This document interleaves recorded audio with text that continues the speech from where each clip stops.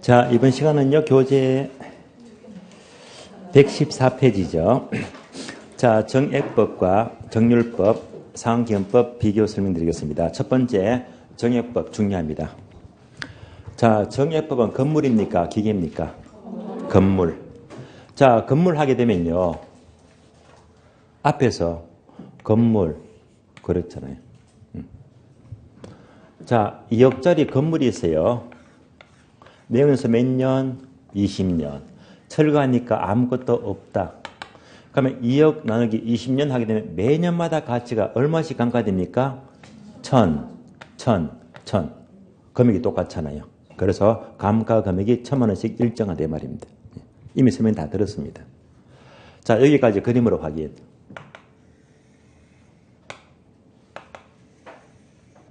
자, 건물은요, 정액법으로 이렇게 구하니까 첫 해도 1000만 원, 다음에도 1000만 원, 매년 금액이 1000만 원씩 똑같습니다.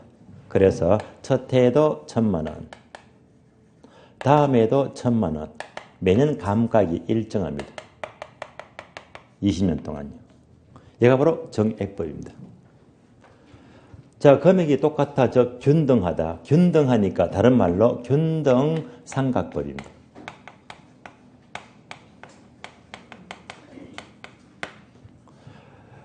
금액이 똑같으니까 얘가 바로 직선. 똑같잖아요. 직선. 해서 직선법입니다. 따라서 정액법을 균등삼각법 또는 직선법 이렇게 부릅니다. 여기까지 자 이해하시고요. 교재 봅니다. 자, 갑은 의 보세요. 정액법이란 첫 줄요. 대상 물건의 가치가 자 매년 일정한 감가액, 일정한 금액으로 감소된다는 가정입니다. 따라서 세 번째 줄 보게 되면 감가 누계액은요. 경관연세 일정하죠. 정비례하여 정가기 때문에 이를 직선법 또는 균등삼각법이라고도 합니다. 그러면 답은 내려가죠. 특징. 특징 보게 되면 건물 동그라미. 건물은 정액법입니다. 두 번째 줄 장점과 단점이죠. 계산이 용이한 장점이 있다. 매년 1000만 원씩 얼마나 간단합니까? 그래서 이런 쉬운 장점이 있는 반면에 자 밑줄합니다. 실제 감가와 불일치한다는 단점이 있다. 밑줄. 그러니까 정액법은요. 실제 감가와 불일치한데 무슨 말인가 하면요. 어떻게 건물은요. 새 건물은 감가가 거의 없잖아요. 그럼 이제 건물이 노후화되면 감가가 많이 커지잖아요. 이렇게 관계가 달라지는데 매년 똑같다는 것은 실제와 안 맞대 말입니다. 다음에 나합은요. 산식. 이제 공식 보면 골치 아파요. 매년 감각 이꼴 복잡하죠. 감가 누계 이꼴 복잡해요. 복성각이 이꼴 더 복잡합니다. 네. 세 번째 줄 보게 되면 복성각이 희한하게 복잡하죠. 복성각이 이꼴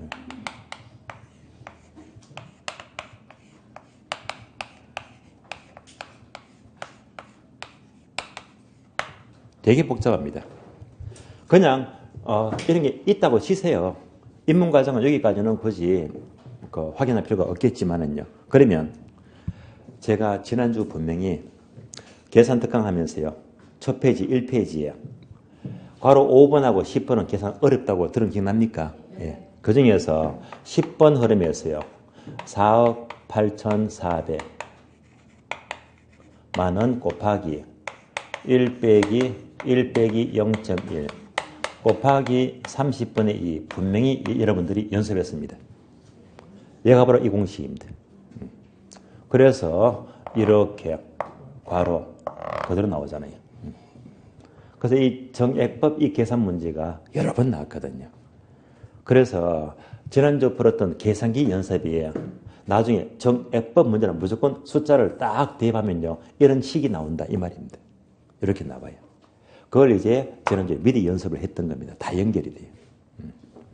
참고로 이렇게 푸는 과정은요. 입문 과정은 어려울 수 있기 때문에 이제 기본서가 나오면요. 기본서 나오면 1월, 2월달 간평 들어가잖아요. 그때 이제 이 공식이 뭔지 이때부터 계산 문제 설명을 다 해드릴 거예요. 그때 가서 보면 되시겠습니다. 자, 그래서 오늘 보게 되면 이런 식이 있구나. 또 이런 식 계속 연습했잖아요. 그래서 이런 것들은 전부 다 2월달에 다 정리가 돼요. 2월달에 봅니다. 정해법 설명드렸고요. 다음에 정률법입니다. 정률법은 기계죠, 기계. 자, 기계하게 되면 얘는 설명이 참 어려워요. 어렵기 때문에 지금부터 하는 제 설명을 잘 따라오시면 돼요. 예를 들어 봅니다. 자, 어떤 기계가 있어요, 기계. 자, 기계가 있는데 이 기계를 자, 총 얼마 주고 취득했느냐, 취득원가. 2억 주고 기계를 샀어요. 2억. 그러면 정률법은 매년 감가율이 일정하대요. 이때 감가율을요, 실무에서는 K라고 불러요. 감가율 K가 일정합니다. 2억짜리 기계가 있는데요. 이때 매년 감가율 K가 꼭 나와야 됩니다. 매년 감가율은요, 10%씩 감가되는데 이걸로 끝입니다. 자료끝. 자료는 쉬워요. 2억짜리 기계를 샀다. 매년마다 10%씩 일정하게 감가되는데 여기까지가 정률법입니다. 그럼 이제 이 기계가요, 1년째 감가가 얼마가 될까? 2년째 감가가 얼마가 될까? 3년째 감가가 얼마가 될까? 이걸 전부 다 따로따로 구해보자는 말입니다. 감가액을. 그냥 볼 게 아니고 요 흐름만 따라오시면 돼요. 그래서 첫 번째, 요 과정은요, 시험에서 직접 나오는 게 아니기 때문에 여러분들한테 이해만 시켜드리는 거예요. 그래서 이 흐름은 그냥 설명은 잘 듣고 따라오겠다라고 이해만 하시면 돼요. 그럼 처음에 미삼각 잔액이 나옵니다.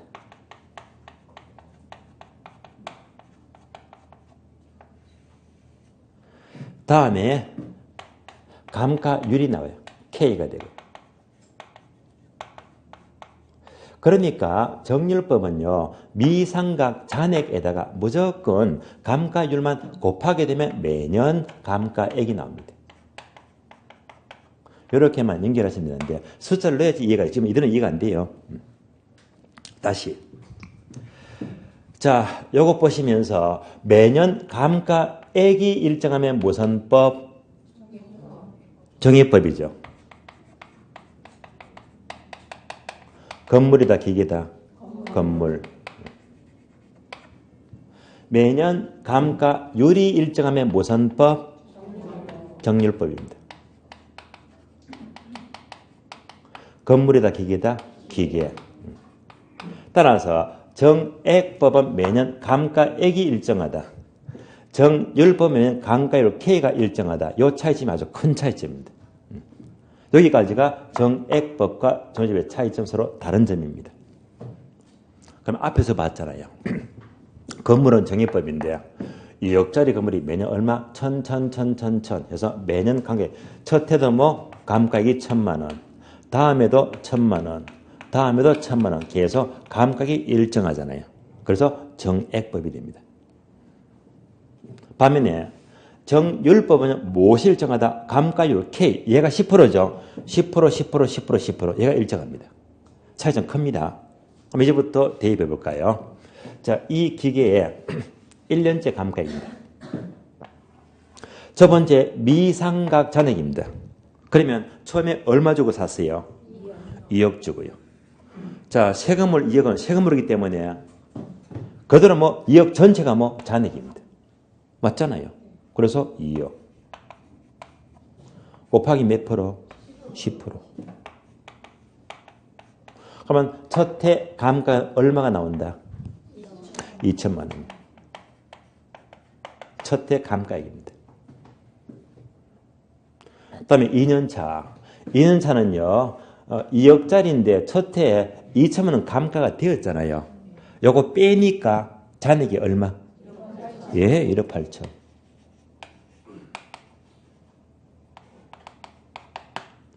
다시 몇 프로? 10%. 이렇게 나가주면 돼요. 그럼 감가가 얼마 되겠지? 1,800만 원입니다. 다음에 3년차. 이제 전체가 총 감가 얼마? 3,800만 원입니다. 그러면 2억에서 총 감가 3,800을 빼니까 잔액이 얼마? 1억 6,200이죠. 몇 프로? 10%. 감가액 얼마 나옵니까? 1,620만입니다. 더 안 해도 아시겠죠? 이렇게 계속 넘어가요. 얘가 정률법입니다. 그래서 정률법은 감가율 K가 얘가 일정하면 뭐가 된다? 정률법 기기를 말이에요. 정률법은요. 감가율만 일정하니까 나머지는 금액이 다 달라집니다. 달라지잖아요. 다시 하나씩 확인할게요. 그러면 자 매년 감가액이 2년차, 3년차 갈수록 감가액이 많아집니까? 적어집니까? 적어지고 적어지고 적어진다. 아시겠죠? 그러면 매년 적어지면요. 체정하는 겁니까? 체감하는 겁니까? 체감하지. 그래서 체감삼각법입니다. 그래서 감가가 늘 작아진대요. 체감삼각법 같은 말입니다. 다시 잔액은 똑같은 말로 잔고. 잔액과 잔고는 똑같은 말입니다. 그러면 이제 매년마다 이 잔액과 잔고가요. 갈수록 커집니까? 작아집니까? 작아지죠. 잔액, 잔고도 점점점 작아진다. 다시 잔고가 갈수록 증가합니까? 감소합니까? 감소하죠. 그러니까 잔고도 갈수록 점점점점 감소한다. 그래서 잔고 점감법입니다. 그러니까 잔고도 갈수록 점점 감소한대요. 잔고 점감법입니다. 그래서 정률법은 이것만 일정하니까 바로 감가도 감소, 잔고도 감소해서 체감삼각법, 잔고 점감법 이렇게도 부른다는 말입니다. 이러면 이제 다 이해한 겁니다. 설명 다 끝났습니다. 자, 여기까지를 다시 그림으로 확인.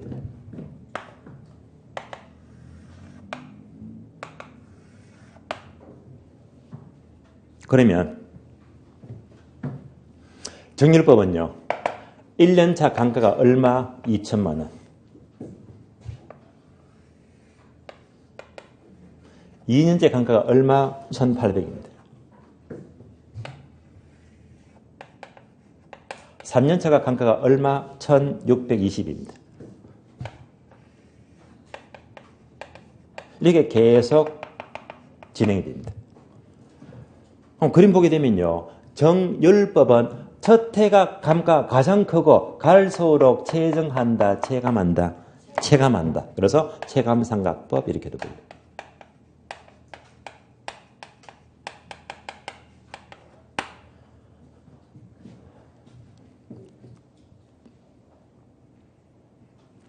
정률법까지 보았습니다. 그러면 교재 확인. B번입니다. 정률법은 답은 의의를 보게 되면요. 정률법이란 대상 물건의 가치가 매년 일정률, K를 말해요. 일정한 감가율로 감가되는 가정인데요. 두 번째 줄. 매년 말 미상각 잔액이 나왔죠. 매년 말 미상각 잔액 나왔잖아요. 여기에서 일정한 감가를 곱해서 감가를 구한다. 그래서 일정한 감가율을 곱해서 감가를 구한다. 전부 다 풀어 쓴 겁니다. 설명을 다 드린 겁니다. 세 번째 줄, 이 경우에 매년 감가액은 체감하니까 체감삼각법 또는 잔고 정감법이라고도 한다. 답은 내려가요. 답은 보게 되면 기계 동그라미. 기계는 정률법입니다. 기계에 주로 적용되는데, 자, 또 밑줄 하세요. 감가액은 첫 해가 가장 크고 시간이 갈수록 점점점 체감하더라. 이 질문도 굉장히 잘 나옵니다. 박스 산식이 있죠. 산식은 이제 공식이니까 계산 문제를 연결하는데, 그러면 간단히 설명을 드리자면, 자, 정액법 계산 문제는 자, 앞에서 이렇게 적어는 들었습니다. 얘는요, 2월 달에 설명을 다 드릴 거예요. 그래서 얘가 계산 문제 3번 나왔거든요. 그래서, 원가법 하게 되면 계산식 요거 또 앞에서요. 제설원가 구할 때 이런 식 요거 2개밖에 없어요. 두 개밖에 없는데 그런데 정률법 계산 문제가 처음으로 28했대요. 처음으로 계산 문제가 나왔어요. 처음으로요. 나왔기 때문에 이제 여기까지 공부를 하시면 돼요. 그래서 원가법 계산 문제는요. 딱 세 가지다. 제재로 원가, 정액법, 정률법 이것만 딱 준비하시면 돼요. 그럼 이제 빈도는요. 얘가 계산 문제가 3번 나왔다. 다음에 제대로원가 계산 문제가 2번 나왔다. 다음에 정율법 계산 문제가 28회 처음으로 1번 나왔다. 그럼 감 잡히잖아요. 뭐가 최고 중요하다? 정예법. 2등은요. 제대로원가. 가장 약한 것은 정율법입니다. 그래서 항상 원가법은요. 2 이상 절대 안 나와요. 1등 정예법, 2등 제대로원가, 3등 정율법입니다. 그래서 요까지만 준비하면요. 완벽한 공부가 돼요. 완벽한 공부.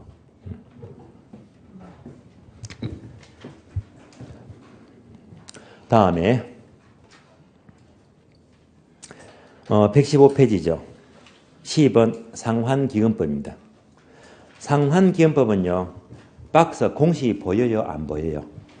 없잖아요. 일부러 뺐어요. 기본서로 빼버렸습니다. 기본서로 없어요. 왜 없느냐? 제가 분명히 X 했잖아. 시험에도 안 나오고 어느 회사마다 쓰는 회사가 없다고 했잖아요. 시험에 안 나올 거. 여기다가 내용이 있으면 시간 낭비예요. 다른 책은 다 소개됐을 겁니다. 근데 한 번도 안 나오고 안 나올 거 안 보는 게 오히려 더 효율적입니다. 앞으로 나오기 어려워요. 자, 상환기금법은 별로 의미가 없어요. 그러나 우리 시험은 어디까지만 정리하면 되겠느냐? 우리 시험입니다. 그러면 교재 먼저 봐요.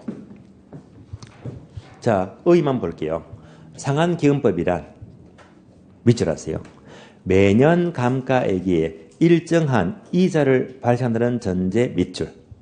다시 핵심 단어는요. 일정한 이자를 발생한다. 이자 동그라미. 이것만 기억하세요.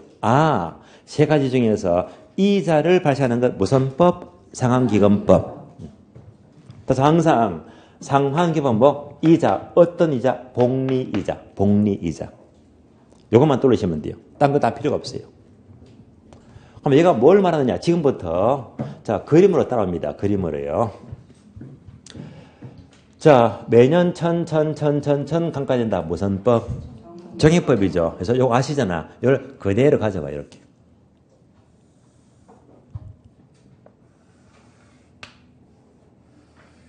그래서 얘를 가져와요. 첫 해도 1,000만 원. 다음에도 1,000만 원. 정액법 가져왔습니다. 여기까지는 똑같아요.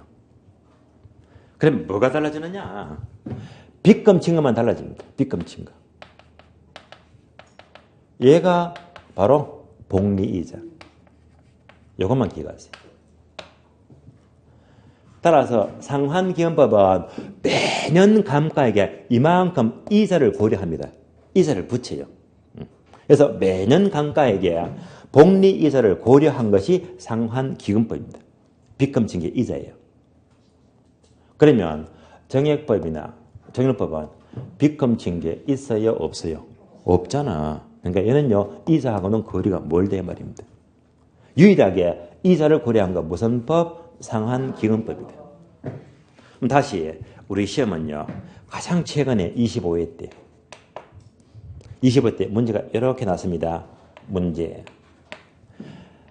자, 감가 수정 방법 중에서 매년 감가액에 일정한 이자를 발생시킨 것은 무슨 법이냐? 1번, 2번, 3번, 4번, 5번. 정답 상환기금법. 얼마나 쉬워요. 그래서 여기까지만 출제가 되고 있습니다. 계산 문제 절대 안 나옵니다.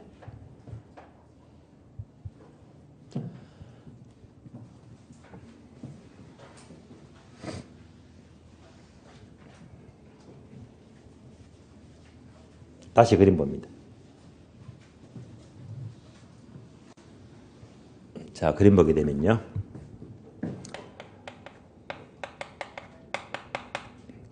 세 가지 보시면서요. 자, 세 가지가 모두가 감가의 크기가 같아요, 달라요? 다르잖아. 여기까지 출제가 돼요. 여기까지. 그러면 앞에 건 뭐지? 1년 차, 2년 차. 예? 그래서 감가 초기. 그럼 20년 뒤 맨 끝에는요. 감가 후기 또는 말기. 그래서 감가 초기와 후기는요. 크기가 다 달라집니다. 달라져요. 그런데 후기까지는 시험에 절대 안 나와요. 절대 안 나옵니다. 그런데 우리 시험은 어디에? 초기까지는 이 크기를 묻더라 이 말입니다. 초기. 한 번 더. 초기의 감가의 큰 순서, 이제 그림 보면 딱 나오잖아요. 왜? 시험에 나왔으니까. 초기의 감가의 큰 순서가 무슨 법? 정률법. 두 번째는요? 정액법. 세 번째는 상한기금법. 그래서 초기의 감가의 큰 순서, 정률, 정액, 상한법. 그래서 초기의 감가의 큰 순서가 바로 정률, 정액, 상한. 그래서 나중에 이제 반복되면요. 정률, 정액, 상환 해가지고 율액환 이렇게 암기를 할 겁니다. 그래서 초기의 감가의 큰 순서, 율액환 순서가 돼요. 여기까지는 출제가 되고 있습니다.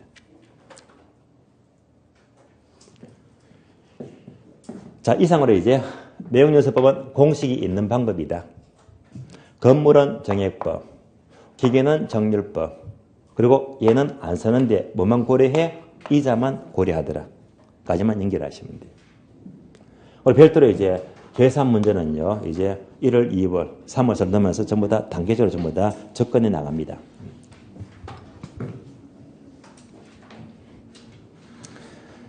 자, 그러면 교재 115페이지 보시면요. 니은번요. 관찰감각법입니다. 관찰감각법은 직접 눈으로 관찰한다고 했죠. 직접 눈으로. 자, 직접 이렇게 눈으로 관찰합니다. 관찰하자. 예를 들면요. 얘는 공식이 없다고 했잖아요. 어떤 건물이 있어요. 자, 이 건물이 30년 설 수가 있는데 현재 10년 썼다. 몇 년 남았습니까?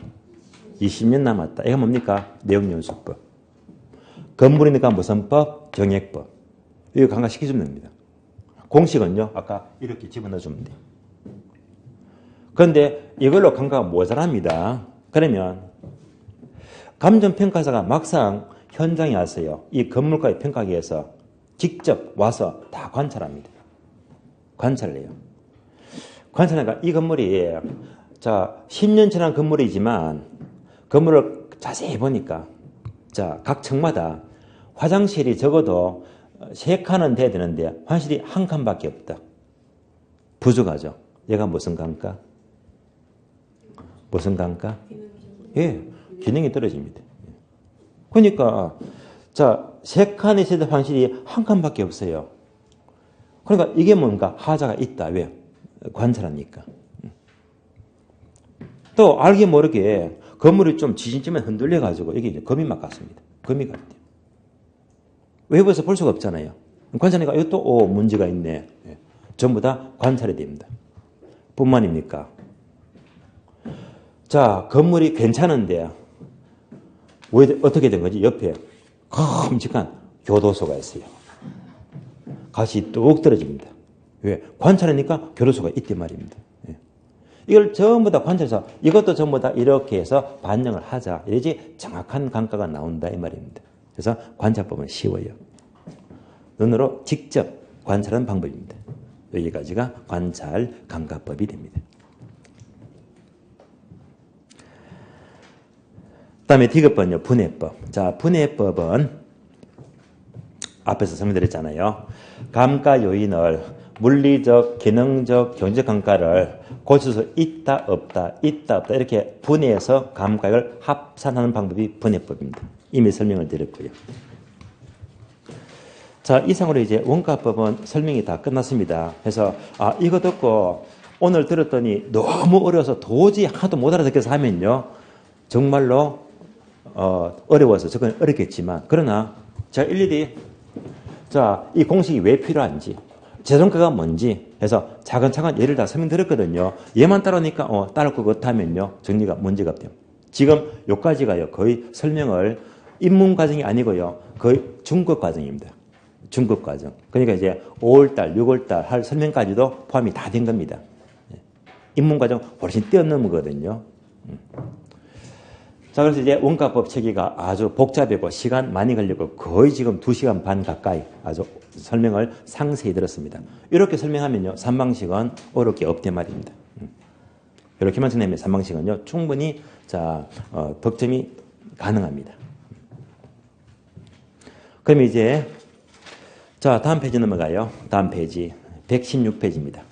116페이지 보시면 이제 03번 비교 방식입니다. 시장성이죠. 여기서 가격 구하는 것이 바로 1번 거래 사례 비교법입니다. 자, 그러면 이제 비교 방식에서요. 박스 보니까 자, 첫 번째가 거래 사례 비교법 가격 구하죠. 그럼 밑에 보니까 입력하면 임대 사례 비교법입니다. 그러면 우리는 지금요. 가격이 늘 나오니까요. 가격을 자꾸 반복하다가 임료는요. 거의 안 나와요. 거의 안 나오기 때문에 임료는요. 계속 통과했다가 앞으로 6개월 뒤에요. 6월 말 되면요. 문제풀이 직전입니다. 그때 임료를요. 적산법, 임대사례비교법, 수익분석법 세 개를 한꺼번에 모아가지고 설명을 한꺼번에 비교해 드릴게요. 비교하면요. 이렇게 비교를 해서 다 따라올 수 있거든요. 그래서 임료는요. 자, 6월 말에 가서 한꺼번에 정리하게 되면 거기서 다 정리가 될 거예요. 그때 가서 모아서 보기라고요. 가격이 중요합니다. 자, 지금부터 117페이지 거래 사례 비교법 보겠습니다.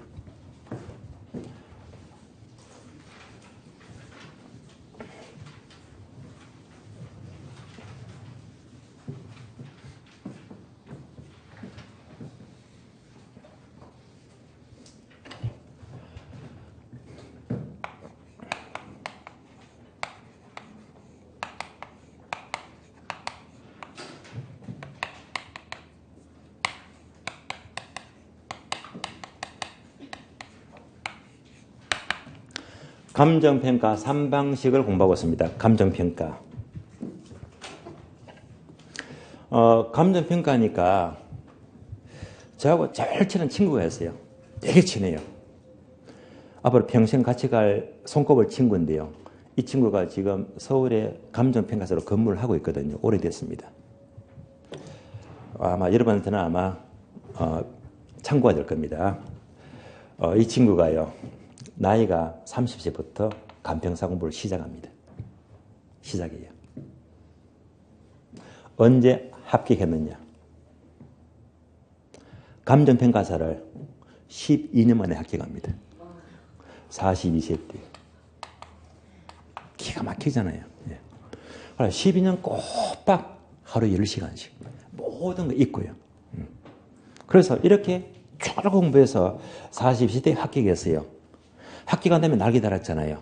그 다음에 이제 뒤늦게 결혼합니다. 여기 사실은 두 가지입니다. 첫째는요. 이 모든 시험이나 공부는요. 포기하지 않으면 끝장은 봐요. 근데 이게 보기 좋아요? 부담이 됩니까? 인생이 12년이 뭡니까? 너무 길잖아요. 절대 이렇게 되지 말리 말입니다. 물론 좋아요. 고시 합격했으니까. 중개사, 자, 여러분들은요, 무조건 길게 하지 말고요. 무조건 1년 만에 끝내버리세요. 가능한 2년 하더라, 3년 하더라, 4년 하더라, 좋은 거 아니거든요. 그런 분들은요, 공부가 힘들고 많아서가 아니고 방법이 나빠서 길어지는 겁니다. 공부는 절대 방법입니다. 제가 분명히 이제 다음 주면 1월달 첫 수업 시작됩니다. 1월달에는 시간이 많거든요. 많을 때 제가 첫 시간이에요. 공부 방법 몇 개? 11가지입니다. 11가지 방법입니다. 여러분이 모르는 것도 많습니다. 자, 이것만 지켜도 방법입니다. 이것만 따라봐도요. 여러분들 이 방법만으로 우리 시험은요. 1차, 2차 아주 고득점 합격입니다. 1년 필요가 없어요. 6개월이면 돼 그냥. 모든 게 뭐지? 좌뇌, 머리가 좋아서가 아니고 우뇌, 방법이 좋아야 됩니다. 모든 건 방법이 차이입니다. 그래서 이를 처시간은요, 이게 워낙 중요하니까 요것만큼은 절대 내 것으로 만드세요. 이 방법만 좋아버리면 여러분들은 1년 동안 틀림없습니다. 절대 중개사 길게 하지 마세요. 그래서 길어지면요, 여러분이 다쳐요. 2년, 3년, 4년요. 가족이 다쳐요. 다 힘들다 이 말입니다. 그래서 절대 공부는요, 길게 하지 마세요. 앞으로 이제 길게 하게 되면요, 그런 분한테는 방법이 나빴구나. 그분도 방법 따라가시면 안 돼요. 1년만 하기 방법 좋으면요, 시험 절대 문제 없거든요. 그래서 자격증은요, 이 친구처럼 절대 학기가 있지만요, 긴 게 좋은 게 아니거든요. 무조건 빨리 끝내세요. 빨리 끝내야 됩니다. 그게 중요해요. 자, 그럼 이제 비교 방식 중에서 가격과는 거래 사례 비교법입니다. 그러면 3방식은 무조건 공식부터 보자. 박스에 있죠. 사례 가격 곱하기 사정 보정 곱하기 시점 수정 곱하기 지역 요인 곱하기 개별 요인 곱하기 면적 이퀄 비중 가격입니다. 공식 옮겨서 봅니다.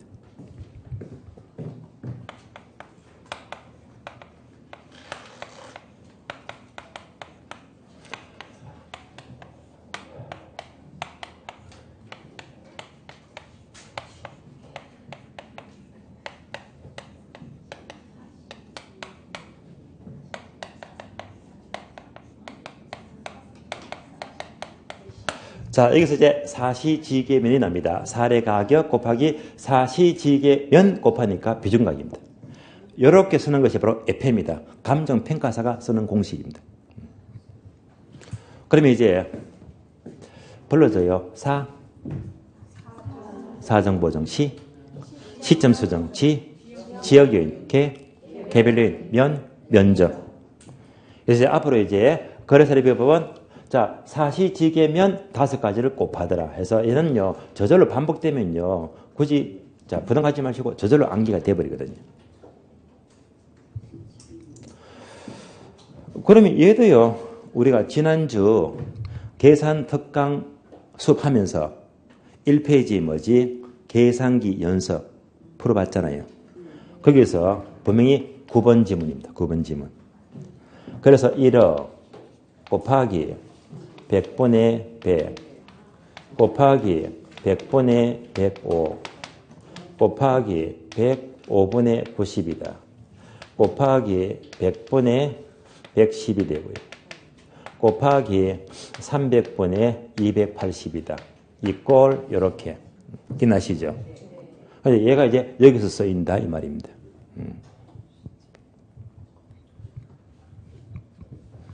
그래서 이 5가지가 바로 사시지계면 5가지를 가리킵니다. 그러면 앞에서요. 원가법은 설명도 되게 복잡했고요.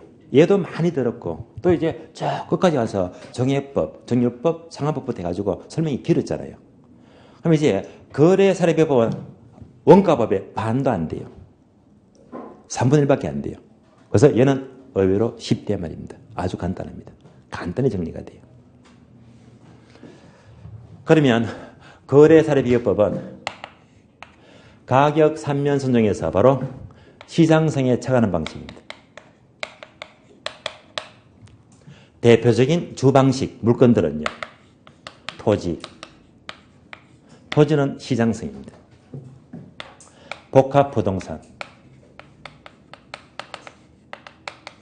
주로 상가나 아파트 있죠. 모두가 시장성이 주된 방식입니다. 이 외에도 과수원, 자동차 또는 임지, 임목 모두가 시장성입니다. 물건들이 많습니다. 공식이 사례 가격 곱하기 사시지계면 5가지 곱하는데요. 그러면 이제 대상 부동산 가격, 비중 가격이 나옵니다.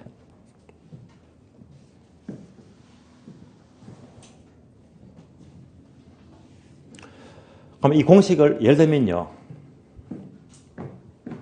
자, 길동입니다. 자, 길동에 아파트 단지가 있어요.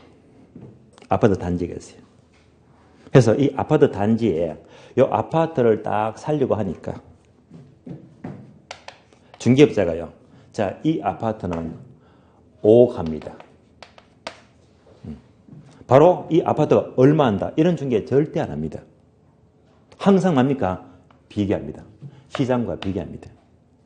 자, 이 아파트 살려고 합니까? 그러면 바로 옆동에 있는 이 아파트가 얼마 하거든요. 그리고 비슷한 강동이 비슷한 아파트 단지가 얘가요. 예를 들면 5억 5천만 원 합니다. 또 비교하고요. 또 천호도 비슷한 아파트 단지가 똑같은 평수가 얘가 또한 5억 6천 합니다. 그래서 얘가 얼마, 얘도 얼마, 얘가 얼마 하니까 따라서 얘는요 얼마가 타당합니다. 하면 고기가 끄덕끄덕 되거든요. 얘가 바로 비교 방식이고 거래 사례 비교법입니다. 항상 거래 사례 비교법은요 이 사례를 바로 A가 얼마, B가 얼마, C가 얼마 해서 주로 사례가 1개, 2개, 3개 정도 이렇게 비교해서 얘가 얼마가 됩니다라고 설명합니다. 얘가 바로 거래 사례 비교법입니다. 공식은 요거밖에 없고요. 그러면 가장 먼저 대상 부동산의 표준 가격 구하기 위해서는요. 이 대상과 비슷한 사례부터 선택합니다. 이때 사례 가격 또는 거래사례는요. 항상 대상 부동산과 비슷해야 됩니다. 다른 말로 유사성이 있어야 됩니다. 다른 말로 비교성이 있어야 됩니다. 이렇게 비슷한 사례를 선택해서 1호부터 여러 가지를 비교하다가 이때 비교한다는 것이 사시지계면 5가지를 비교합니다. 따라서 항상 비교 방식은요. 대상 부동산 가격 구하기 위해서는 비슷한 사례부터 선택해서 1호부터 사시지계면 5가지를 비교해서 가격 구하는 방법입니다. 얘가 바로 비교 방식 논리가 되고요. 그럼 하나씩 볼게요. 첫 번째, 사정보정입니다. 여기서 사정보정은요. 사례가 어떤 사정, 특수한 사정입니다.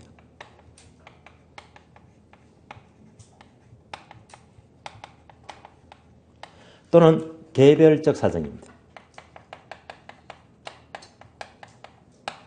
그러니까 사례 부동산이 어떤 특별한 사정이 개입되었대. 이럴 때 얘가 필요합니다.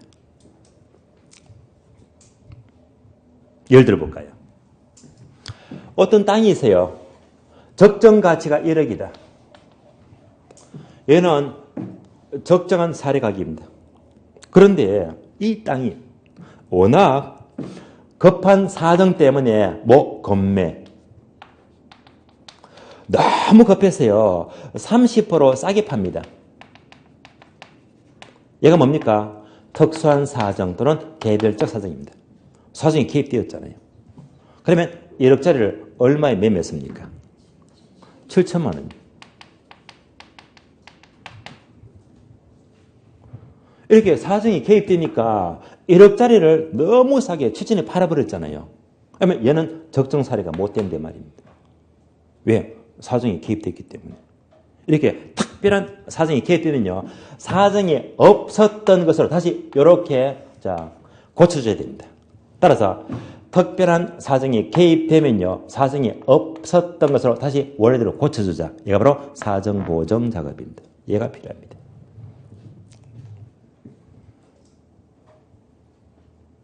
두 번째요.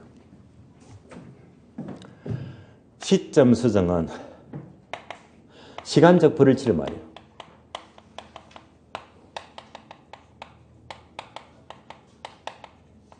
시간적 불일치이다. 항상 대상 부동산 가격은 언제나 원칙이 뭐지? 기준 시점.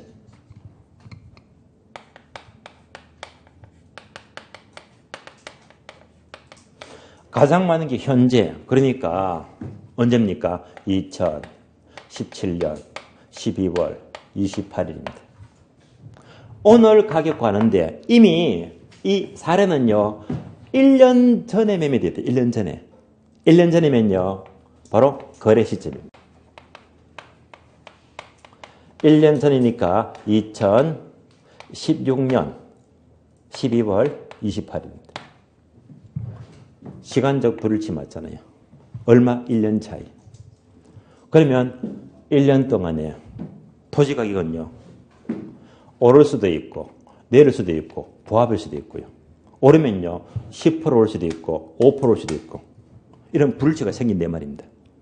이런 시간적 불일치 차이를 충분히 조정해야 됩니다. 이런 작업이 바로 시점 수정 작업입니다.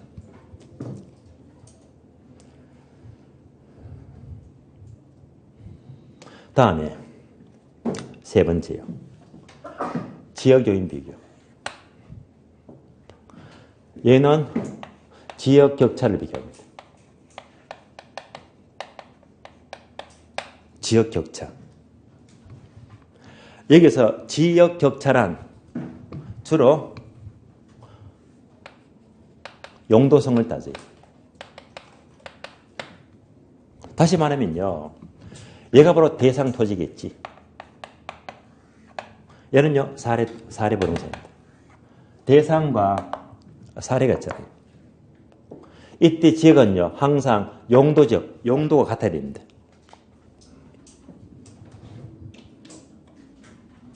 대상이 예를 들면 길동이다. 길동에 어떤 지역? 주거지역입니다. 주거지역에 아파트가 있다. 그러면 사례도요 길동 지역이고 다시 용도가 주거지역이다. 그리고 아파트 단지가 있대요. 그럼 용도가 뭐? 주거지역. 이러면요 얼마든지 사례로 선택할 수가 있단 말입니다. 그런데 대상 토지가 길동의 주거지역에 이제 아파트 갖고 하는데 사례가 길동지역의 주거지역이 아니고 상업지역에 상가 건물이 있대요. 상업지역이면요 용도가 안 맞잖아요. 이런 사례는 엉터리 사례다 이 말입니다. 용도가 다르면 안 된단 말입니다. 그럼 다시 용도가 같으면요 얘가 주거지역이 돼야 됩니다.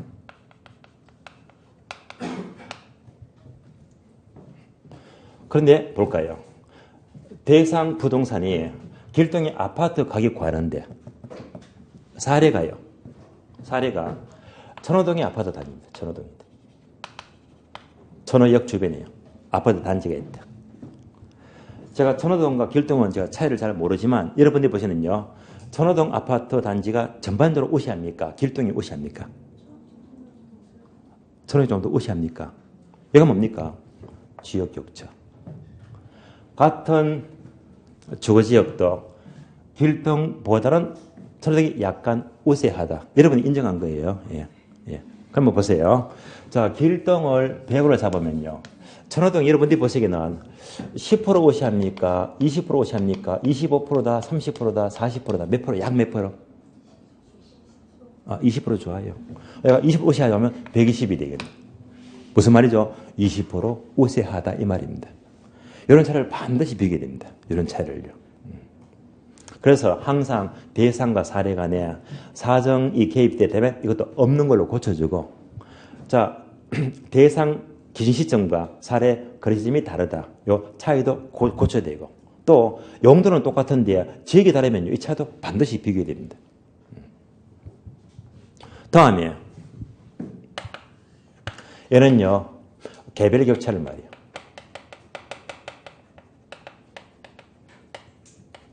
개별 격차. 예를 들면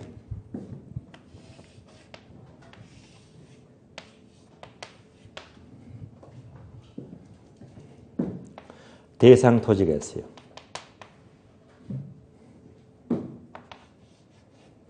사례 토지 A가 있다. 둘 다 면적이 똑같아요. 대상은 네 거리 각지 있는 땅입니다.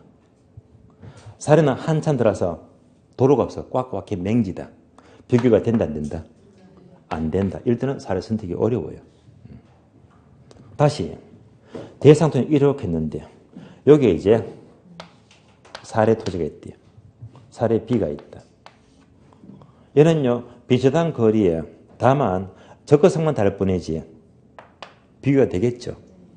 이럴 땐 대상이 우세합니까? 사례가 우세합니까? 당연히 대상이 우세하겠지. 이럴 때 사례를 100으로 본다면요. 분명히 대상은 각진이가 우세하잖아요. 이럴 때 이 차이가 뭐? 개별격차. 개별격차. 그러면 이제 이렇게 봐서 여러분들이 보시기에 얘는 이제 도로에 접하고 얘는 각지니까요. 이런 땅은요. 이 사례보다 10% 우세하다, 20%, 30%, 40%, 50%, 60% 몇 프로 우세하다? 대충 불러줘요. 20%, 30%. 각지는요, 이보다는 훨씬 더 할 겁니다. 그럼 30% 잡을게요. 30 우세하다면요, 얘가 100이면 얘는 130이 되겠지. 뭔지 아시겠죠? 이런 차를 반드시 비교해야 됩니다. 비교. 개별격차 비교입니다. 다음에 사시지계 면 중에서 마지막으로 면적 비교입니다.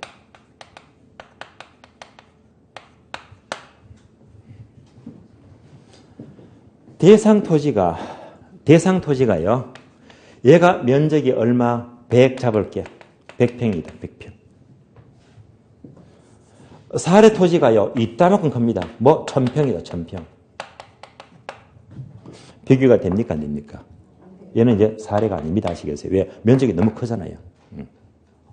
마치 강호동하고 초성 A하고 비교하잖아요. 비교가 안 된단 말입니다. 무슨 말이죠? 면적도 비슷해야 됩니다. 만약 대상의 면적이 100평인데 이 사례가요. 사례가 면적이 110평이다. 110평. 이러면 비교가 될까요? 안 될까요? 이건 비슷한 겁니다. 면적이 110이 되건 105가 되건 95가 되건 면적이 비슷하면 얼마든지 사례 선택이 가능하단 말입니다. 따라서 항상 비교 방식은요. 대상 부산의 비중가격 구하기 위해서는 가장 먼저 비슷한 사례부터 선택했어요. 이때부터 사정보정, 시점 수정, 지역 요인, 개별 요인, 면적 비교해서 사시지계면 5가지를 비교하면요. 대상 분석하기 그대로 나옵니다. 얘가 바로 이 공식의 원리가 됩니다. 그래서 이제 1월달, 2월달 넘어가면요. 이때 비교하는 것이 사시지계면 모두가 어떻게 이제 지난주에 1억 원 곱하기 100분의 100 또 뭐 5개 풀어봤잖아요. 그러니까 여기서 100분의 100이 있고 다음에 100분의 얼마요? 105. 또 105분의 95가 있고 또 100분의 110이 있고 또 300분의 280이 있잖아요. 이걸 전부 다 곱하기 있잖아요. 곱하기. 얘가 바로 사시지계면인데 이때 분자가요 대상입니다. 분모가요 사례가 됩니다. 그래서 분자가 모두가 대상 부동산이 되고 분모가 모두가 사례다 이 말입니다.